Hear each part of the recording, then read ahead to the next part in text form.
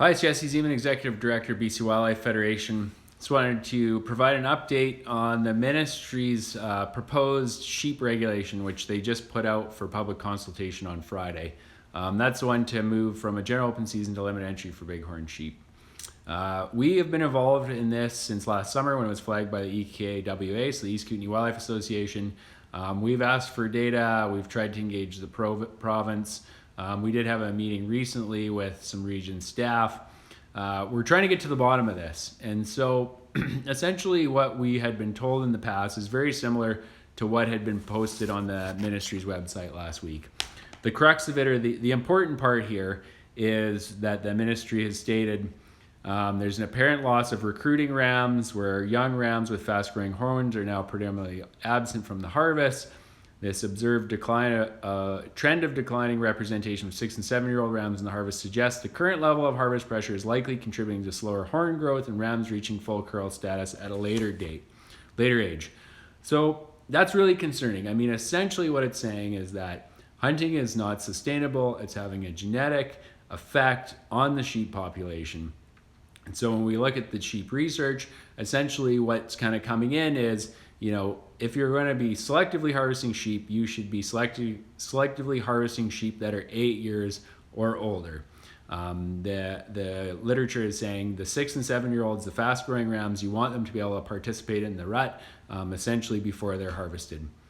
So the BCWF does not have the expertise in that area, and we recognize pretty quickly that the province doesn't either. The province doesn't have a sheep scientist or someone who's done this kind of work or research. And so we reached out to Dr. Marco Festabianchi, who is one of, if not the leading expert in this area, who has spent decades studying bighorn sheep. And so he did a webinar for us just last week, I believe, looking at this specific issue, talking about it, looking at the BC data. I'd recommend everybody watches it. It was a phenomenal webinar, about an hour and a half.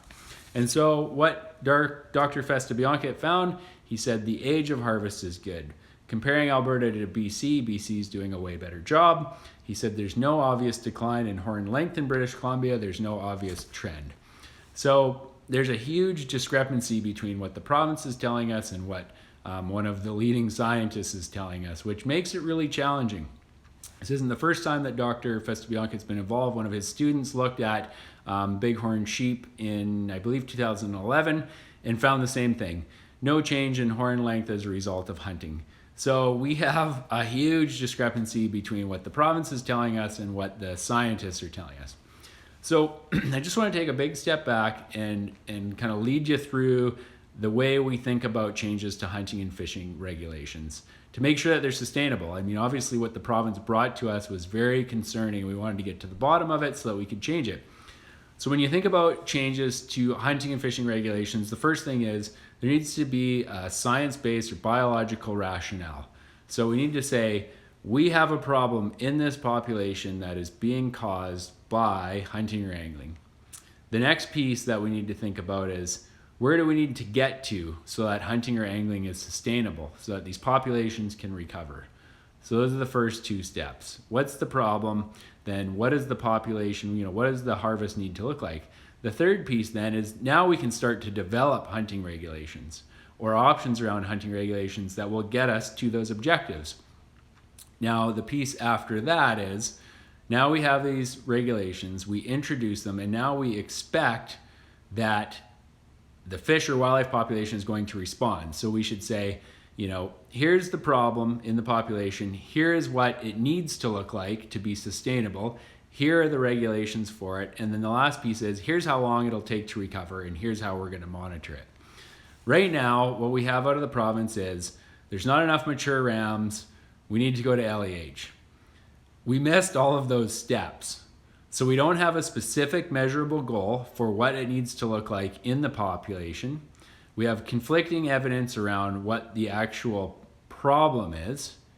We haven't evaluated multiple alternatives. We've just gone to LEH, and there's no indication in terms of when things will recover, what recovery looks like, if and when you have a general open season. So that's the challenge, is I know there's a whole bunch of hunters that want to propose alternatives and solutions to this issue, but we don't actually have these steps outlined. We haven't said, here's the exact problem and here's what it's doing to bighorn sheep. Here is exactly what success looks like. Here are the options. We don't have any of that, so it's really hard for anyone to make an informed decision about what the alternative regulations are. That's the problem in all of this, is it's nearly impossible to make an informed decision when we don't have enough or correct evidence to inform ourselves to make that outcome. The other piece that everybody should be aware of in this is that in the piece, Dr. Festibianche did say that he is seeing a signal that hunting could be having an effect on stone sheep in the piece. And it's relatively high harvest. And this year, I know that we have a high proportion of rams that are less than 8 years old that were harvested.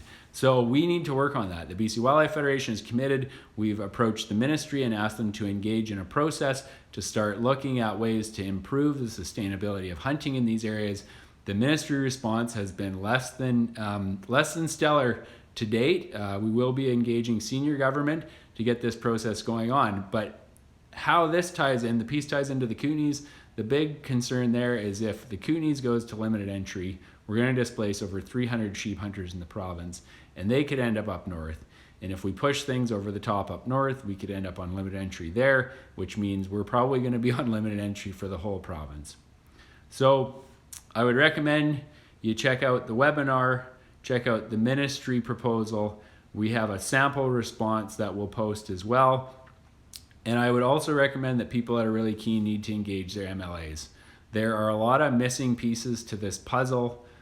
There's conflicting evidence, and we would really like to get down to the bottom of it and really start to work with the ministry to come up with options and goals and objectives that will ensure the future of sheep and the future of sheep hunting. Thanks.